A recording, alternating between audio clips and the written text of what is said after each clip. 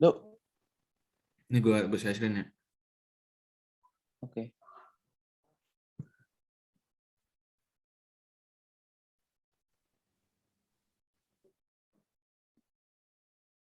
Jangan ya? Udah muncul. Ya. Jadi kita mulai aja ya. Ya kita mulai yuk. Yuk. Assalamualaikum warahmatullahi wabarakatuh. Kami dari kelas C, kelompok 5, ingin menjelaskan materi tentang prinsip-prinsip filsafat komunikasi di luar doktrin tanda. 1. Secara umum, logika dalam rangka luas. Pris mengklasifikasikan logika dengan membatasi domain penyelidikan untuk mempelajari hubungan representasi simbolik dengan objeknya. Oleh karena itu, bisa disebut ilmu kebenaran. Cabang ketiga dapat disebut doktrin tanda. Yang paling umum adalah kata-kata. Logika intinya adalah mempertimbangkan sifat tanda. Pemikiran digunakan untuk memahami sesuatu yang meneruskan pengetahuannya kepada orang lain. Chris meragukan bahwa ia memiliki dua pilihan yang layak menunjuk logika dalam arti yang lebih luas adalah semiotik atau menjaga istilah logika untuk menerima yang lebih sempit atau menggunakan istilah seperti kritik untuk menunjukkan perbedaan dari logika dalam arti luas yaitu semiotik. Jenis simbol tertinggi adalah simbol yang menandakan pertumbuhan, mengembangkan diri, pemikiran, dan hanya dari representasi itu dalam gerak.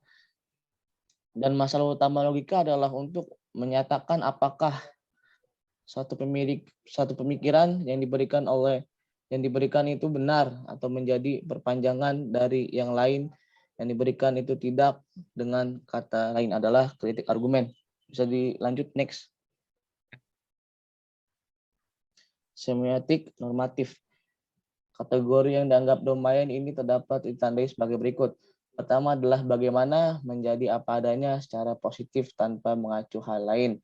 Yang kedua adalah cara menjadi apa adanya tanpa memperdulikan yang lain. Yang ketiga adalah cara menjadi bahwa yang kedua dan ketiga dalam hubungan satu sama lain. Logika dalam sensi yang luas. Solusi yang mudah adalah dengan menyatakan bahwa semiotik Prince adalah doktrin umum tentang tanda yang mencakup seluruh bidang semiotika, apapun yang mungkin terlibat. Fluktuasi antara sudut pandang, doktrinal, dan ilmiah dalam karakterisasi mereka di bidang semiotik adalah dikaitkan dengan dua tujuan yang berbeda.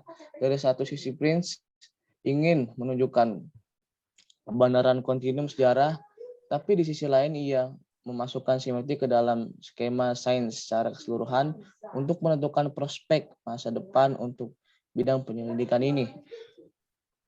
Keraguan Prince tentang kelayakan memperkenalkan ilmu-ilmu prospektif menjelaskan mengapa dia kadang-kadang lebih memilih didominasi doktrin tanda.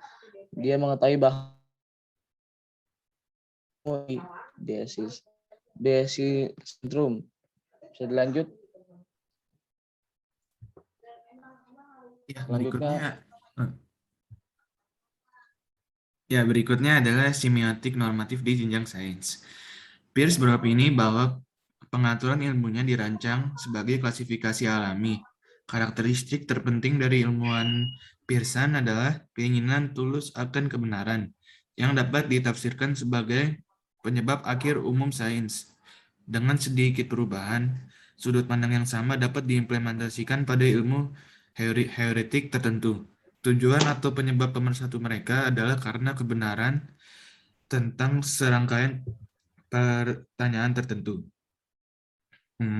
Lalu keraguan-keraguan Peirce mengenai kelayakan pengenalan ilmu-ilmu prospektif mungkin menjelaskan mengapa dia kadang-kadang lebih memilih denominasi doktrin tanda-tanda. Ia mengakui bahwa ilmu tentang tanda tetap merupakan suatu desideratum. Hasil utama dari usaha ini adalah teori tiga kategori fenomenologis yang tidak dapat direduksi dan cukup biasanya dinamai pertama, kedua, dan ketiga. Kategori yang diduga ada di mana-mana ini dapat ditandai sebagai berikut. Pertama adalah cara menjadi apa adanya, secara positif dan tanpa mengacu pada hal lain. Kedua adalah cara menjadi dari apa adanya, berkenan dengan 1 detik, tidak peduli sepertiga. Ketiga adalah cara mengada apa adanya, dalam membawa yang kedua dan ketiga ke dalam hubungan satu sama lain. Estetika adalah ilmu tentang kondisi umum suatu bentuk menjadi indah. Itu harus dimulai dengan menemukan apa sebenarnya arti dari gagasan indah yang akrab tetapi sulit dipahami ini. Definisi estetika Peirce sebagai ilmu normatif yang mempelajari kondisi keunggulan semacam itu yang mungkin dimiliki objek dalam presentasi atau penampilan terlepas dari hubungannya. Pendapat Peirce bahwa estetika akan mengungkap apa yang mengagumkan tanpa alasan tersembunyi, tidak dapat dipertahankan hanya karena cita-cita dan tujuan adalah jenis hal yang muncul dari praktik tanpa konteks praktis seperti yang disediakan oleh penyelidikan dan komunikasi. Tata bahasa dan retorika. Peirce juga mengusulkan untuk membagi penyelidikan semiotik menjadi 3 kompartemen, yaitu tata bahasa, logika kritis, dan retorika. Trikotomi ini adalah yang paling lama bertahan dari semua bagian ilmu lain. Semua cabang semiotik berkaitan dengan semua jenis tanda dan bukan hanya simbol. Fungsi tata bahasa adalah untuk mempelajari cara-cara menandai secara umum atau untuk memeriksa cara-cara di mana sesuatu dapat menjadi tanda. Grammar meneliti konklusi dan tanda-tanda yang memiliki karakter yang signifikan atau bermakna. Komponen dasar dari analisis awal hubungan representasional yaitu ground, objek, dan interpretan. Retorika adalah awal dan akhir semiotika, dan tata bahasa menjadi media untuk menambahkan praktik retorika ke dalam komunikasi kita. Tugas retorika adalah untuk memastikan hukum-hukum melalui setiap kecerdasan ilmiah, satu tanda, dan terutama satu pemikiran melahirkan tanda lain. Logika, tata bahasa, retorika, ketiga hal ini ternyata menjadi topik utama semiotika, tetapi tidak dapat dibedakan berdasarkan hierarki tertentu. Retorika lebih mendasar pada semiotikanya juga dalam filsafat secara umum daripada yang biasa kita lakukan. Hubungan yang tidak dapat disederhanakan. Kemudian kategori teoritis akan berhubungan dengan fenomenologi. Fenomenologi berasal dari pengalaman yang merupakan pusat filsafat. Namun pada kenyataannya, fenomenologi hanya melihat keadaan penampilan dan menutup mata terhadap studi tertentu, sehingga sulit atau tidak dapat dijadikan ilmu positif. Selanjutnya ini ada hubungan yang tidak dapat disederhanakan. Jadi ciri Peirce soal tanda itu semiotik generik. Isinya sederhana, premisnya sederhana, yaitu relasi tanda adalah teodik dan tak bisa tersederhanakan.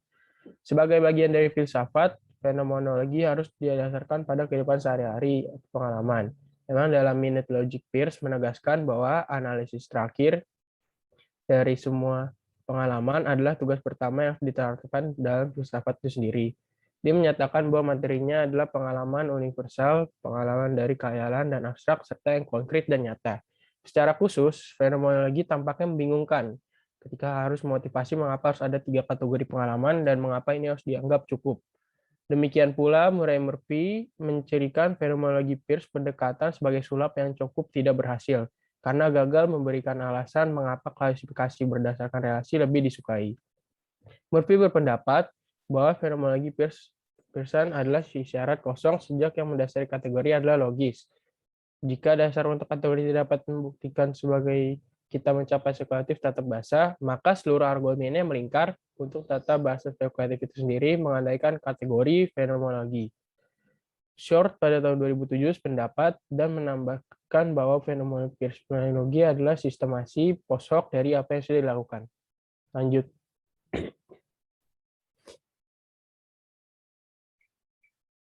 Kelly Parker mengambil garis pemikiran ini selangkah lebih maju dengan mengklaim bahwa kategorinya ditemukan dengan benar di cabang paling sederhana dari matematik atau matematika logika. untuk menggunakan salah satu desain Peirce yang lebih bangsa. Subdisiplin matematika paling sederhana adalah matematika dikotomik, di mana dua disiplin objek atau nilai tertentu, tapi tidak lebih diterima. Hanya ada hubungan di antara elemen utama alam semesta ini, namun mungkin ada terjadi hubungan antara tiga hubungan diet yang berbeda. Penyelidikan matematika berikutnya dalam urutan kompleksitasnya adalah matematika trikotomik matematika, yang berangkat dari hipotesis tiga objek dasar. Peirce mencatat bahwa cabang ini tidak sepenting matematika dikotomismatik dan pada kenyataannya hanya mendapat sedikit perhatian. Peirce menyarankan jawaban atas pertanyaan-pertanyaan ini dalam sebuah entry di Logic Notebook. Ini dia menawarkan garis besar sementara dari fenomenologis penyelidikan. Sederhananya, langkah-langkah utama dapat diringkas sebagai berikut. Studi tentang bentuk-bentuk unsur pikiran yang tidak dapat diuraikan, yaitu unsur-unsur ide-ide mentari yang mungkin a priori, dan komposisi konsep secara umum. Pemeriksaan bentuk-bentuk elemen tak terurai yang sebenarnya kami temukan, memberikan penjelasan tentang jenis utama pertama, kedua, dan ketiga. Lanjut.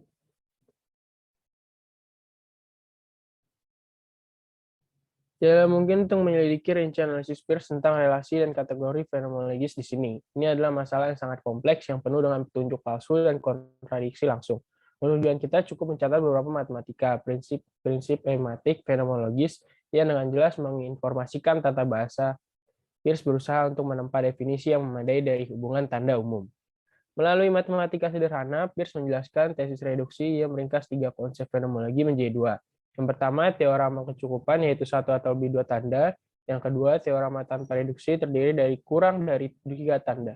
Sebenarnya teorema ini diperlakukan secara formal dan dibuktikan secara matematis karena mereka hipotesis sempurna dan dalam arti a priori.